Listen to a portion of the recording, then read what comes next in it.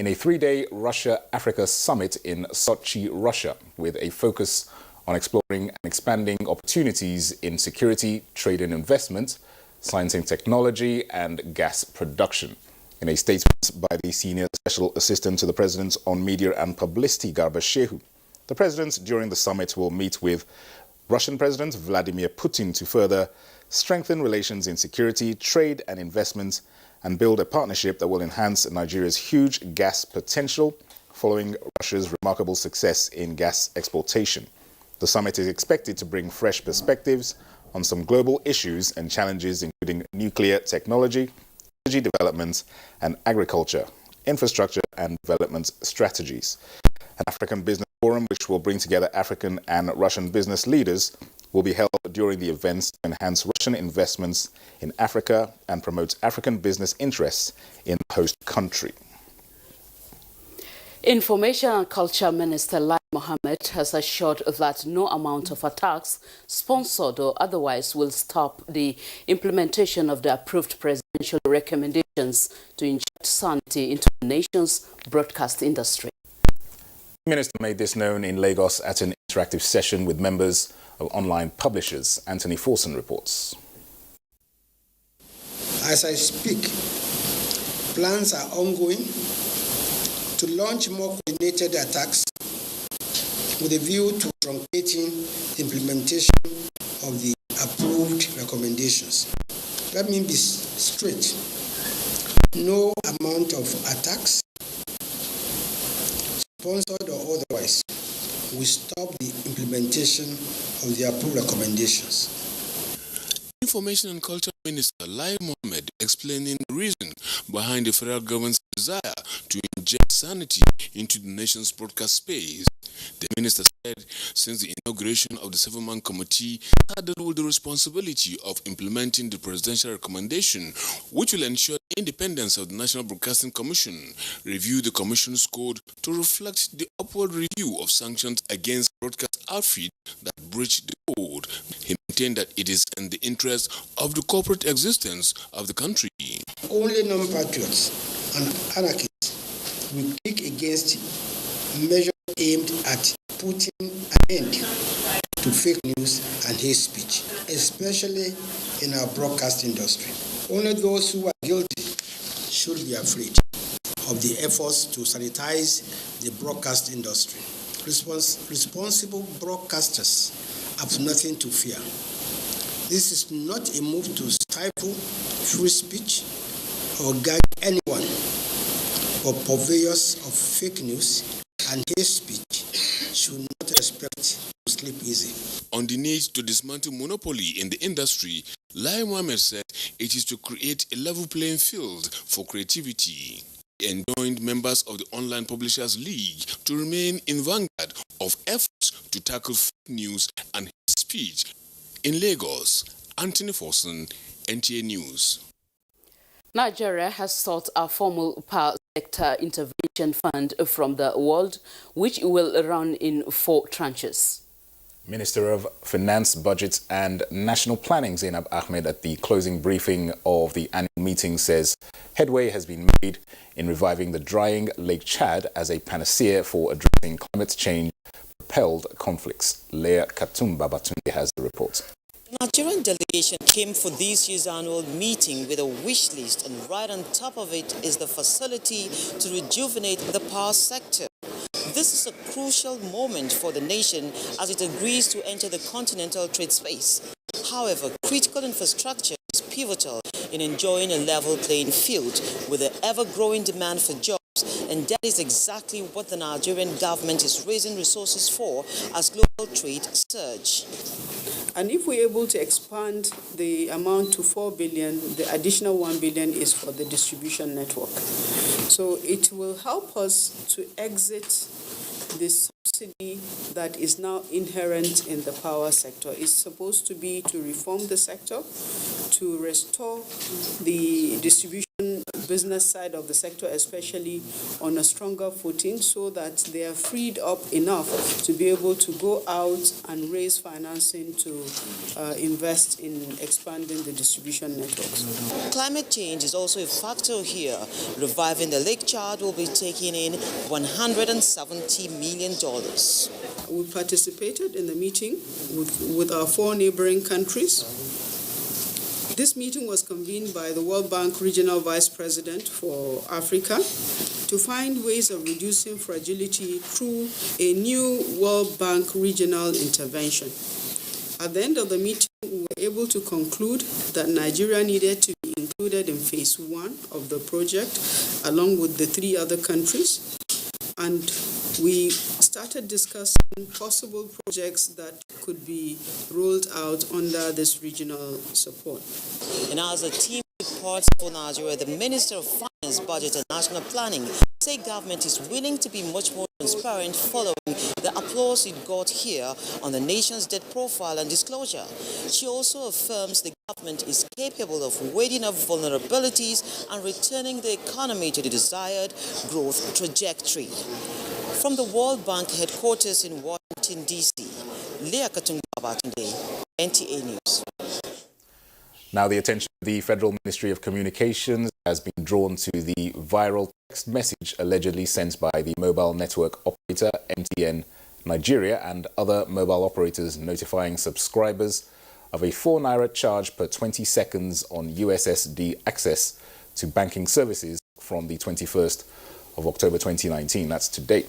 A statement by the spokesperson of the Minister of Communications, Uwa Suleiman, indicates that the ministry is unaware of the developments and has hereby directed the sector regulator, the Nigerian Communications Commission, to ensure the suspension of such plans by operators until the minister is fully and properly briefed. Meanwhile, Central Bank of Nigeria, Godwin Emefiele, says the Apex Bank is not part of the proposed charges imposed by telecom company in Nigeria on USSD transactions in banks. He was speaking while briefing journalists on outcome of the IMF World Bank meetings in Washington. 4 months ago, I held a meeting with some telecom companies as well as the leading banks in Nigeria at Central Bank Lagos. And the issue of the cost of USSD came up. I think I understand it's not actually 4 naira. Here is 1,500 naira per minute. I appeal to them that they should please indeed review this downwards. And they refuse. I understand almost about 3-4 weeks ago, rather than even reducing, they went ahead and increased it from 1,500 to 4,500, 300%. I opposed it. On other issues, the Governor, Central Bank of Nigeria, Godwin Emefiele, said the IMF and World Bank were impressed with Nigeria's monetary policies, but emphasized the need for a preemptive attempt and support for economic activities by monetary and fiscal authorities to quench the impact of the projected economic slowdown for 2020. He further pointed out that vulnerabilities as a result of rising degrees of debt levels and increased reliance on external borrowings from low-income countries should be discouraged. The meeting also cautioned that the projected growth pickup in the emerging market areas and the Eurozone areas indeed could be elusive and further compound the growth problem even in 2020. Godwin Emefiele further noted that the border closure will help grow local industries and ensure mutual respect among neighboring countries in the region and further engender job creation along value chains in Nigeria, and therefore advocated the need for stringent measures to be put in place to ensure total compliance by importers to regulations. In Washington, D.C., I'm Chimobi Walter Naji. And back home, the clamour by the President's administration towards diversifying the economy for sustainable economic growth through the non-oil sector became evident with the latest book launch on exports promotion in Nigeria as it relates to laws and policies. Bosede Abel reports. The role of exports as fundamental source of foreign exchange, which has become more paramount for diversifying the Nigerian economy, is the reason for this gathering. The launch and public presentation of the book, Export Promotion in Nigeria, Law, Policy and Practice, x-rays the non-oil export trade under legal, institutional and policy frameworks, as well as international trade conventions. The time has come for Nigeria to join other developed countries of the world by embarking on an aggressive non-oil export drive. The author reminded us of attempts made by successful government to address the problems of overdependence on oil. Present at the event which took place in Abuja were top government functionaries, past and present, who lauded the content of the book, describing it as apt. This is now my opportunity to ask everybody that is here to help me in unveiling this book. So, this book is going to really improve all Nigerians who are in that business. My objective is that the subject of export promotion will be introduced in our various tertiary institutions. Because if we are serious about export promotion, if we are serious about non-oil export trade, by now, the subject should have been taught in our universities. The presentation of the 427-page book was viewed by many as another deliberate effort to bring to limelight fortunes associated with exports. In Abuja, Bossede Ebo, NTA News. And on business news, the Securities and Exchange Commission (SEC) says it is working on a framework to regulate the use of crowdfunding by small businesses to raise capital. More details of this on business news with Abdul Karim Zurumi.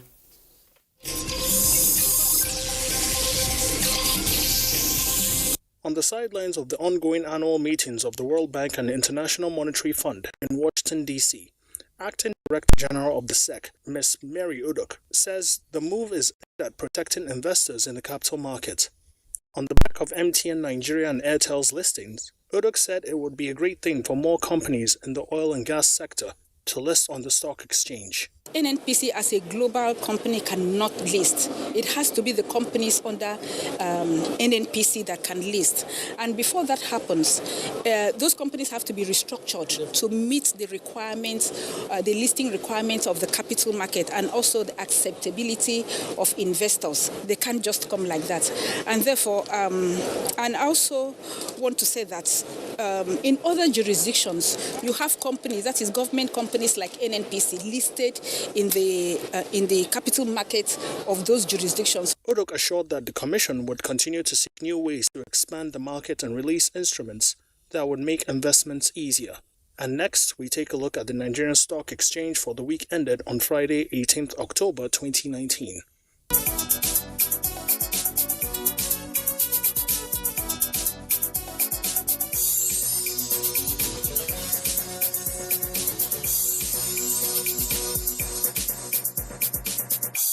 With business news, Abdul Karim Zurmi.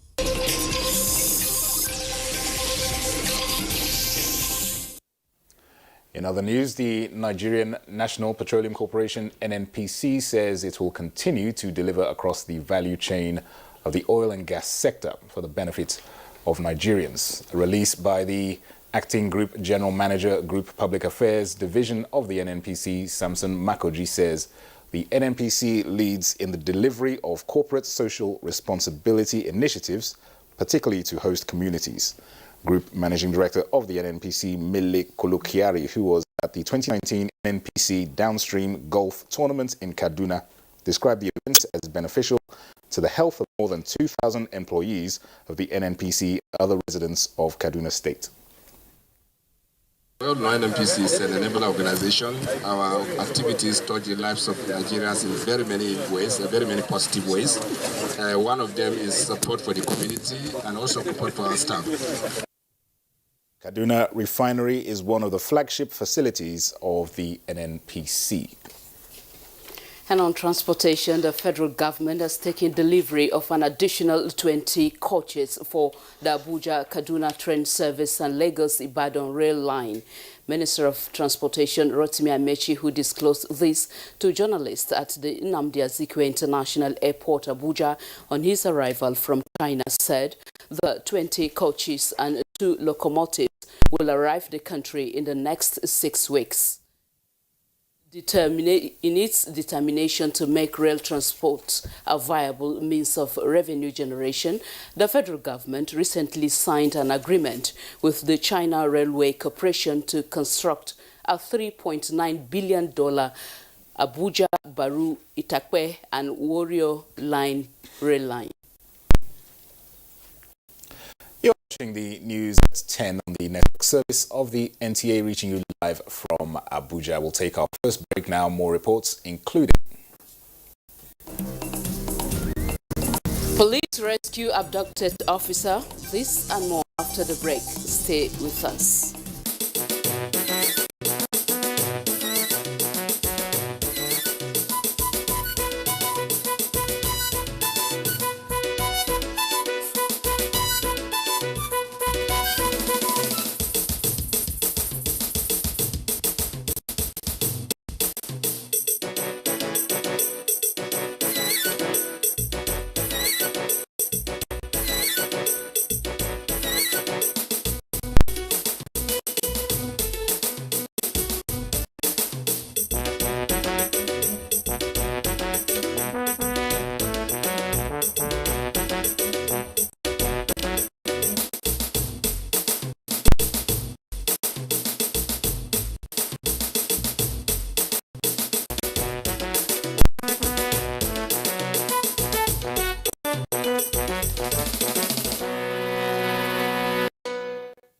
Thank you for staying with us on the news at 10 on NTA News 24.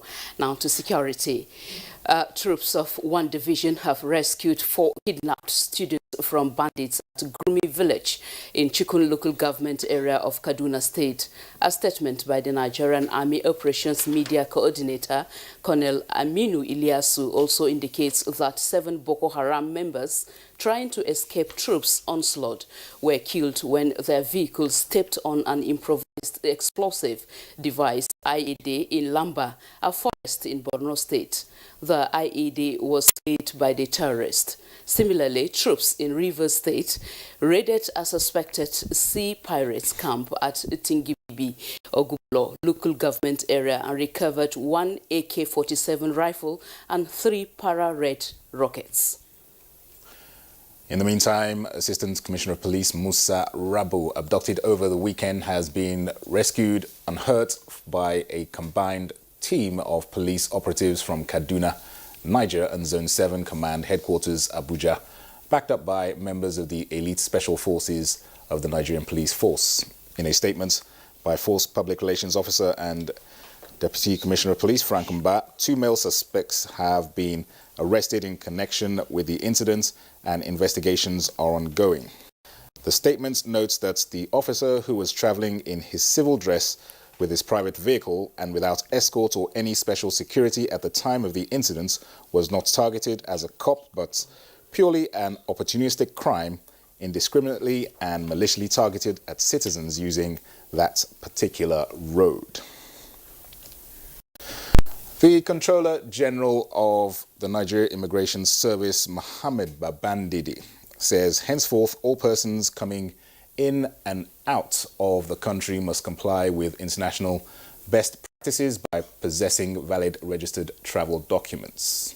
He stated this during the passing out parade of 475 second converted and upgraded officers course held at the Immigration Training School, Kano. Elizabeth Yala Lamidu has details.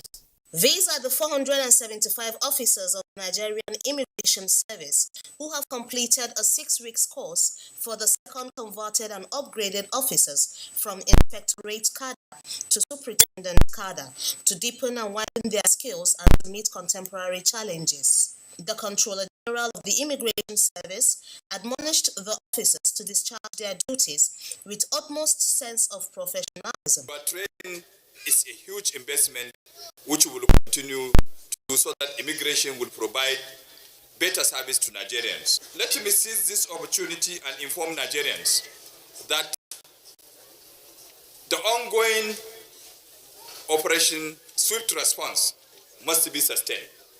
I'm glad to say Mr. President has given approval for us to continue. I urge you all to uphold and apply the requisite knowledge and good values you have imbibed during training as good ambassadors of the school and the service. The second converted and upgraded officers also left an indelible mark at the institute by constructing and donating a borehole to ease water supply. A colorful silent drill parade was carried out by the graduates.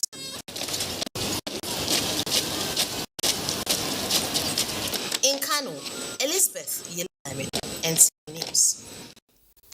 Now, the National Human Rights Commission has expressed serious concern over the proliferation of illegal detention centers across the country, saying that such centers must be closed to save their victims from further torture, inhumane and degrading treatment. In a statement signed by the Director, Corporate Affairs and External Linkages, Lambert Okpara, says the Executive Secretary of the Commission, Tony Ojukwu, stated this in Abuja while reacting to the discovery of some illegal detention centers in some parts of the country.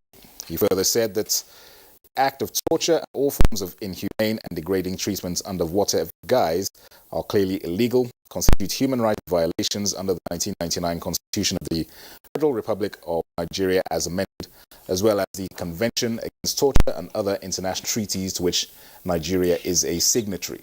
Meanwhile, the Executive Secretary has directed the Commission's state coordinators in the Northwest to carry out an in-depth investigation into the alleged illegal detention centers, including the case of the abducted children in Kano, in line with the Commission's mandate. The Executive Secretary also called on the Nigerian Police, Nigerian Security and Civil Defense Corps, as well as other relevant law enforcement agencies operating at the federal and state government levels to be more vigilant and fish out the perpetrators of these heinous crimes and ensure that they are diligently prosecuted in accordance with the law. Counsel to the convener of the Revolution Now protest, Omoyele Sowore, has approached the Federal High Court in Maitama, Abuja, seeking to have the conditions attached to Showore's bail varied. Sowore had been unable to perfect the bail conditions given by the court. Justice Ijoma Ojukwu had on the 4th of October 2019 granted a 100 million naira bail to Sowore with two sureties. The sureties were required to deposit 50 million naira with the court registry, among other bail conditions. His co-accused Olawale Bakare was granted 50 million naira bail with two sureties. Their inability to meet the bail conditions prompted their counsel, Femi Falana San, to seek the amendment. Sowore and Bakare are facing charges of treasonable felony and causing insult to the president. Charges filed against them by the Department of State Security, DSS. They pleaded not guilty to the charges. Over 100 shops in Santana Market, one of the major markets in Benin, have been razed by fire. Only Okolo reports that one person allegedly died while trying to salvage some assets at the inferno raged. At the time NTA News crew arrived at the scene, the fire had blazed for several hours. Food items, clothes, generator sets, non-perishable goods had all been reduced to ashes, leaving victims with no hope of recovering any item from their shops. All my material where I supposed to use stay neat, everything burn. All money when I borrow don't go. Goods when I can't credit, I would think and I don't know. A few shops were still left standing, but the overall picture was one of infernal devastation. I don't know where I go for pay. Men I also government, I beg. Victims have different views to what sparked the fire. They also claimed that even though Edo State Fire Service was contacted, response was not quick enough. NPC and they call it pause. Yesterday, 2 times they call yesterday, 2 times they even injure. One shock one. Go in the hospital as at now, nobody come. The rest fire service, they respond. A visit to the State Fire Service revealed the officers who were on duty were not available for comments.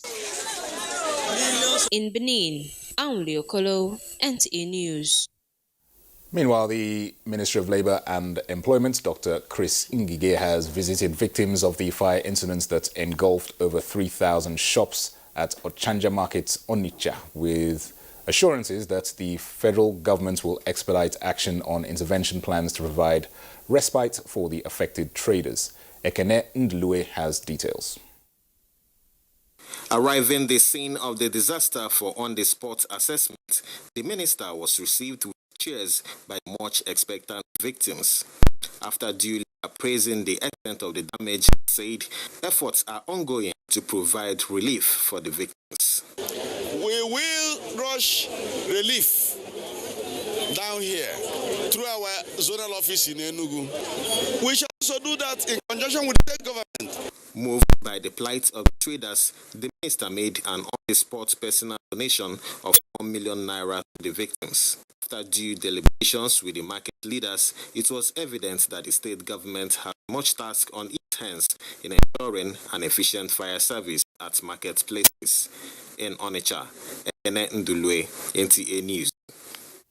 You are watching the news at 10 on NTA News 24, reaching you live from Abuja. Another break beckons. More reports ahead. Stay with us. Instagram at NTA Network, Twitter at NTA News Now, YouTube at NTA News Online. All visit www.nta.ng. For live streaming, visit www.nta.ng/live. Now, you can stay updated on the go, be it on your TV, phone, laptop, or iPad, or download the NTA mobile application from your Play Store or App Store. NTA, you can beat the rich. Yes. Oh. Now my dirty they smell like this. Now to throw away, I'm quick. This kind smell fit make man sick. That woman wait dirty for now. Go do the same this time around. Hold up. See, to do this kind badness by the book, you make sure say person will look. And then you drop a nice brush. Nothing will happen. Trust me. See, if you throw dirty for ground, another person said throw dirty. Everybody can begin to throw dirty for ground. Everywhere go come the smell. Gutter go block, road go block, and you will like to dey die. Now you say no more dabbing for you be that too. Jab, jab.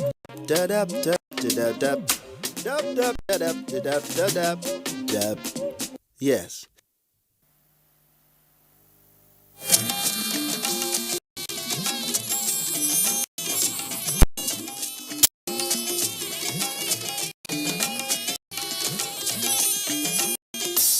This is the network service of the NTA.